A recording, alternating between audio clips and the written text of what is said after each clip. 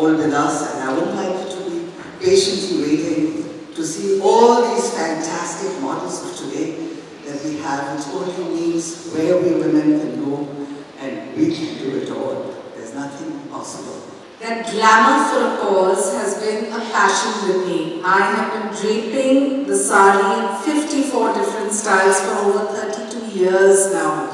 And I say with immense joy that one of my first shows 30 years ago was for Mrs. Timblow at the Siddhartha Goa with Wendell Rodrigues, and it all started in Goa. So I'm happy to be back here.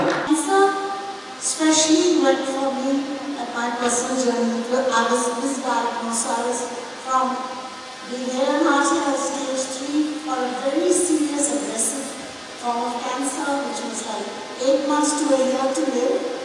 And if I did nothing, so I told my doctor and I laughed at my husband and I said, I'm going to beat this. It is the most expensive treatment to keep a person alive. So I'm grateful that China is helping We Care to raise funds for those families that need support. It's very important